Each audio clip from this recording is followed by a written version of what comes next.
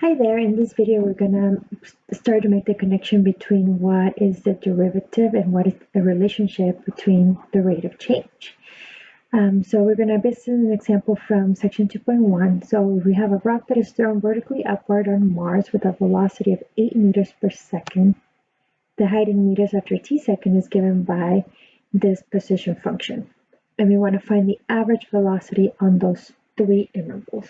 Now recall that average velocity is the change in position over the change in time. So for the interval in part A, we want to find the average velocity on 1 to 1.5. So that means that our average velocity is going to be the change in position.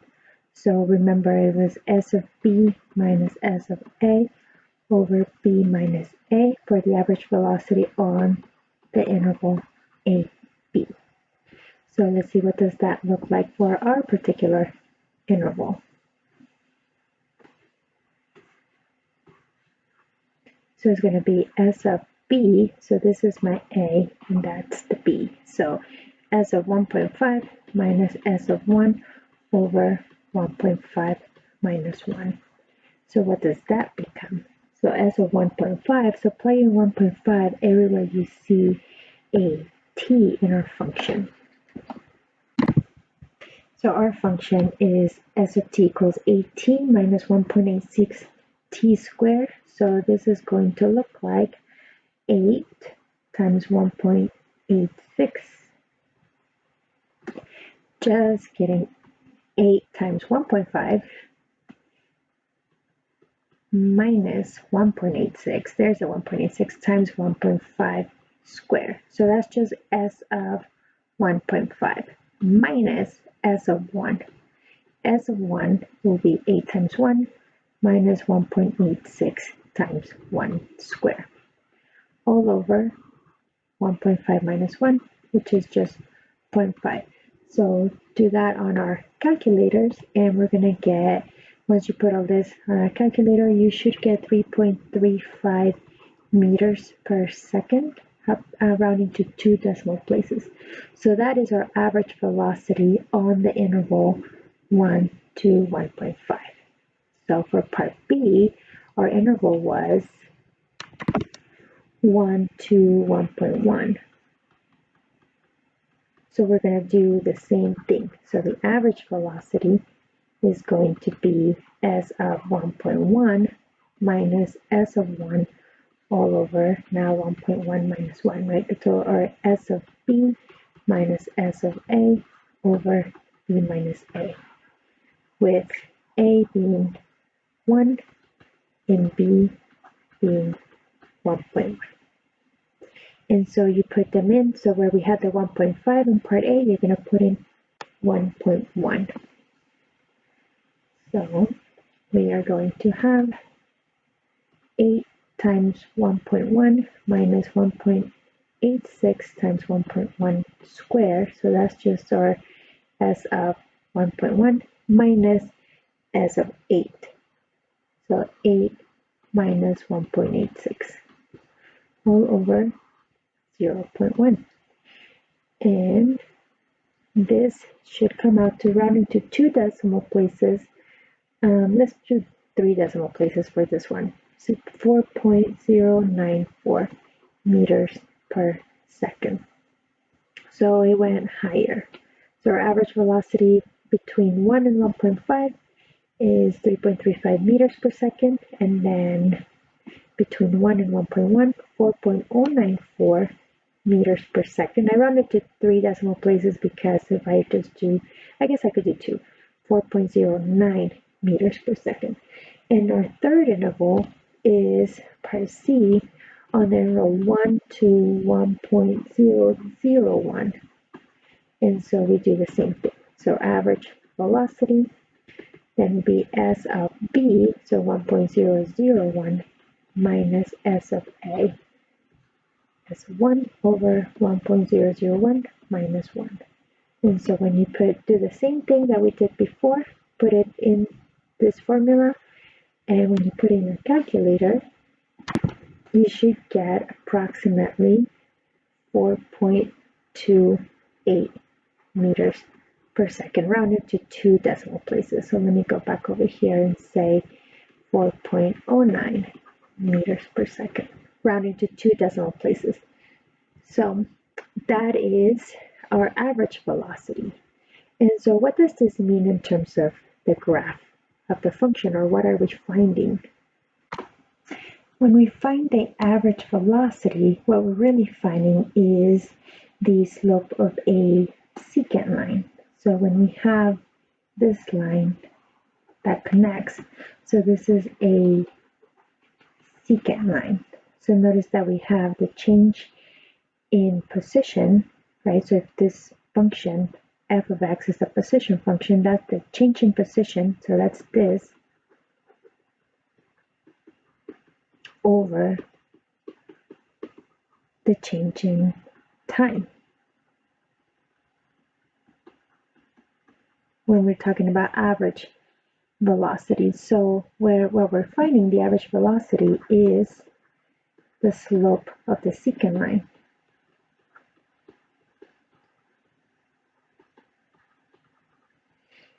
And so as we get closer and closer to the value of a, then it starts getting closer to a tangent line. So for example, taking our intervals that we had, so say this is sort of like our t equals 1, and then you have 1.5 over here, kind of like what we had our interval 1 to 1.5. We are finding the slope of the secant line here. So it'll be s of 1.5 minus s of 1 over 1.5 minus 1. And then as we move closer, right, we go to 1.1, and then the slope here is the average velocity between 1.1 and 1, and so on. So then here, right, as we move closer and closer, this is not drawn to scale, this will be s of 1.001 minus s of 1 over 1.001 minus 1. And so the closer and closer that we get to that point, to a point here, we're getting close to this tangent line. And so the big question is, what is the slope of the tangent line? How do we find the slope? And that's where the instantaneous velocity comes in. The instantaneous velocity is the slope of the tangent line. The slope of this tangent line has a special name of the derivative of the function. So let's figure out the instantaneous velocity. What do we do for the instantaneous velocity?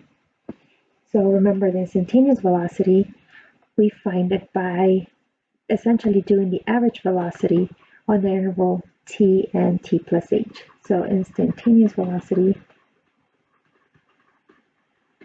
is s of t plus h minus s of t over t plus h minus h, where s of t being the position function.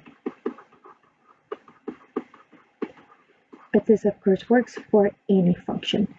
So in our case, we're looking for the velocity at 1, so we're going to say s of 1 plus h minus s of 1 whole over 1 plus h minus 1. And I just noticed that this h here should be t, right? T plus h minus t, not minus h. So 1 plus h minus 1, which is just equal to h. And so let's remind ourselves, what was our function? So let's recall that our function was 8t minus 1.86 t squared. So that is our function. Now let's go back to this, because I do say instantaneous velocity here, but I've written the formula for the average velocity, right? So what I actually have written here, this is the average velocity. How do I make it instantaneous? What do I need to have in order for this to be the instantaneous velocity instead of just the average velocity? I need a limit, right? So let's put in here the instantaneous velocity is the limit as h goes to 0 of the average velocity. So that will be the same thing here. So this is the limit as h goes to 0 of that. So that is our instantaneous velocity. So I kind of wrote it without it on purpose because I wanted to make the point that having the limit there is really, really important. If you don't have the limit there, you are finding the average velocity, not the instantaneous velocity. In order to have instantaneous velocity, you must have that limit there. Otherwise, it's just average velocity.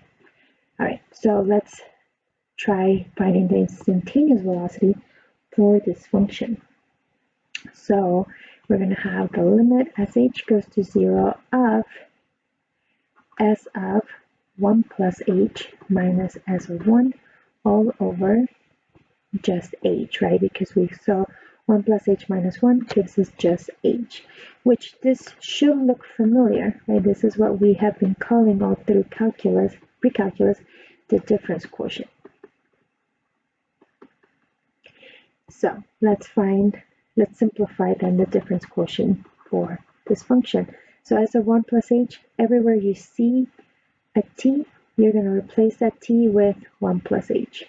So this is going to look like 8, so I'm going to use my brackets here, 8 times 1 plus h, right, 8t, replace t with 1 plus h, minus 1.86 times t squared, so 1 plus h squared, and close the bracket, minus s of 1. What is s of 1?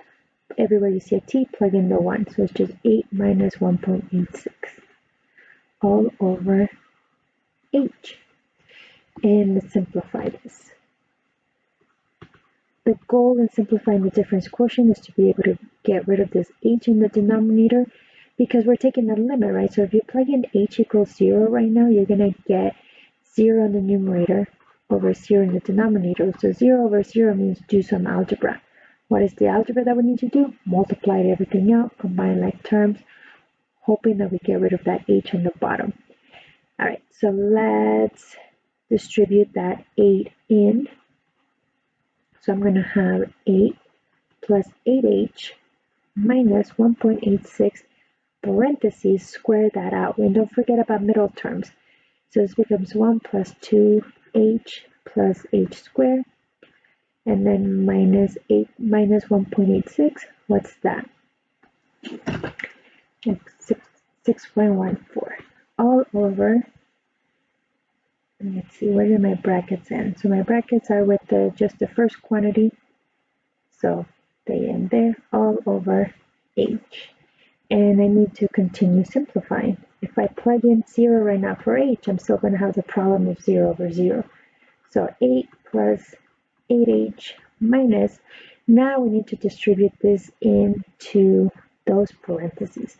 Make sure that you take the negative with you. You're taking the negative 1.86 in. So what am I going to get? So we're going to have minus 1.86, right? Negative 1.86 times 1, and then minus 1.86 times 2. So multiply those two together and you get minus 3.72h, and then minus 1.86 h squared, minus 6.14, right? This guy, all over h. Combine like terms. My like terms are, I have the constants, and I have stuff with h's. 8h, 3.72h, and that's it. So we're continuing to simplify. Why do I continue to simplify? Because if I plug in 0, I'm probably going to still have 0 over 0, which means do some algebra. So 8 minus 1.86, I already saw that that's 6.14, so those are going to cancel out. But let me write it out. I'm going to have 6.14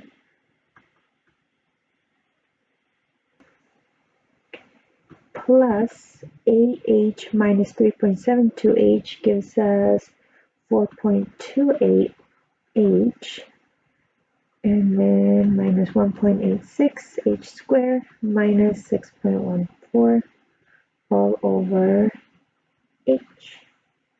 And combine the terms, so those cancel. And everything that's left over, notice that has an h, so I can factor it out. And again, I'm continuing to simplify, because if I just plug in 0, I'm going to get 0 over 0. So what does that mean? Do some algebra. So factor out an h, and I'm left with 4.28 minus 1.86h all over h. And now notice that h divided by h is equal to 1. And I am left with now my limit as h goes to 0 of 4.28 minus 1.86h, and that's it. Now plug in 0, right? And what do I get? When h is 0, I just get 4.28. So this is the instantaneous velocity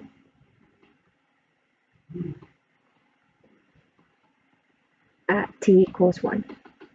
And notice that, let's go back to the top when we had found the average velocity between 1.001 and 1, we had already gotten 4.28. So it went from, on the interval 1.5, the average velocity was 3.35 meters per second.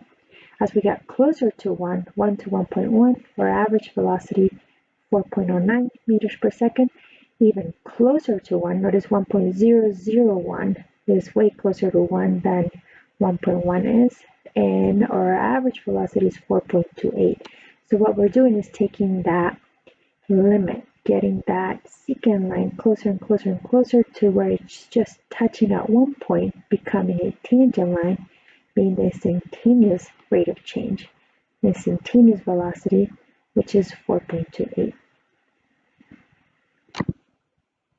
So what this tells us, going back to the graph, is that the instantaneous velocity is really the slope of the tangent line. So we're going to say here the slope of the tangent line, of a tangent line, I guess I should say, to the graph of any function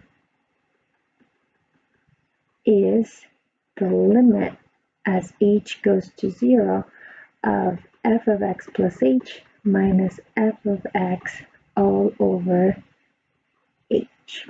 And so this is the slope of the tangent line. Now in this picture I have a, and that's a being a particular point, right? So in this case, our x from there is x equals a. So this slope is the notation that we also give it as the derivative. So it's f prime of x.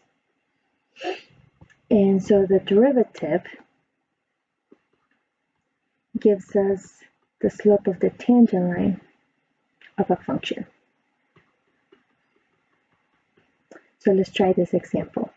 Find the slope of the line tangent to the graph of f of x equals x squared minus 3 at x equals 3/2. So find the slope of the tangent line. So that means we want to find the derivative of the function. Now we could do, there are a number of ways that we could do this. So I could use the slope is f prime of x and then evaluate it at x equals a.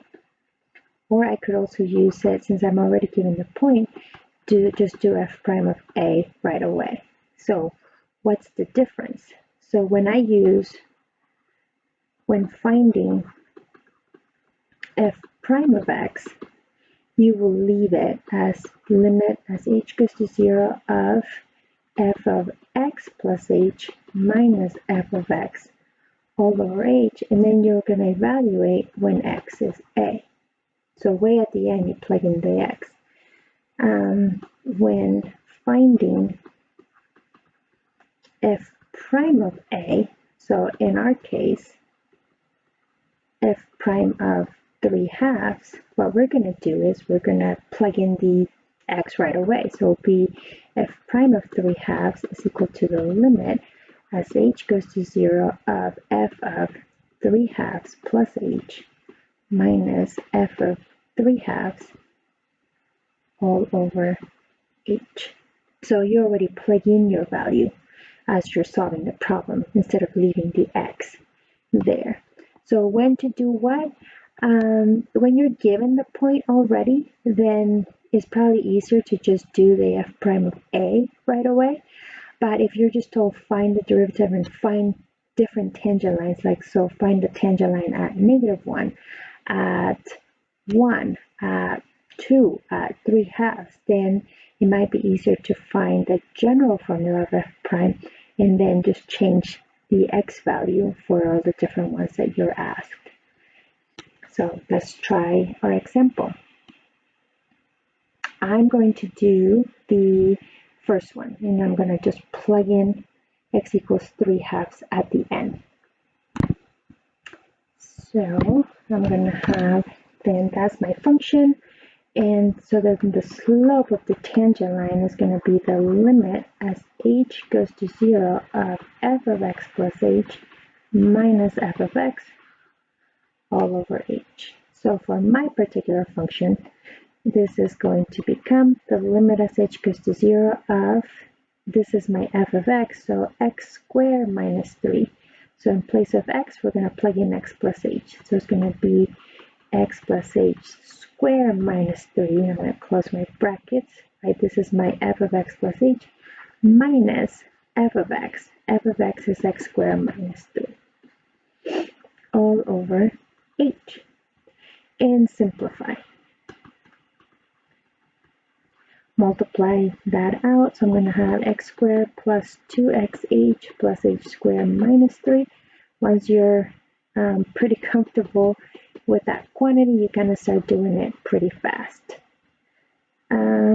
So let's continue to simplify. Why do I simplify? Because if I just plug in h equals 0 to find my limit, I'm going to have 0 over 0, which means do some algebra. So I need to keep simplifying until I no longer get 0 over 0.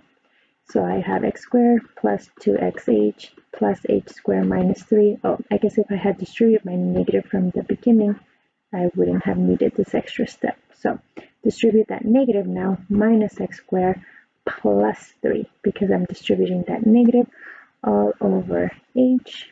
Combine like terms, my x squares cancel, and minus 3 plus 3, they cancel.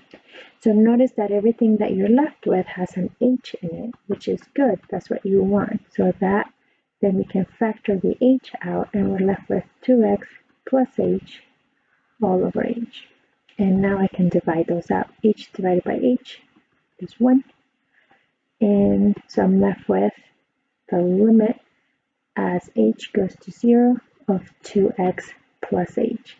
And now when you plug in h equals 0 for h, right, not for x, for h, I get 2x. So therefore, the slope of the tangent line, so m for slope tangent, is f prime of x, which I just found it to be the function 2x. So we wanted the slope when x was 3 halves. So that means f prime of 3 halves, which will mean 2 times x, so 2 times 3 halves, which is 3. So the slope of the line tangent to that function at x equals 3 halves is 3. So let me illustrate that with a graph, and then we can see what that looks like. So in this graph, we can see there's our function, or x squared minus 3, the red function, and the blue is the tangent line at 3 halves, which is 1.5, and we can see the tangent line touching at the 1 point. So that's what we just found. The slope of the tangent line is 3, so it's a pretty steep line. And if I wanted to find the equation of the tangent line, then to find the equation, I need a point and the slope. So I already have the slope. So to find this equation, we will use y minus y1 equals mx minus x1. We already know the slope is given by the derivative evaluated at the point. So in this case, the slope will be f prime of 3 halves, which we just found it to be 3. And now we need a point on the graph. So I highlighted it here. X is 1.5, y is negative 0.75. So you would put that in for y and then 1.5 for x, and we can find the equation of this line. All right, in the next video, I'll do another example of finding the slope of a line tangent to a different curve.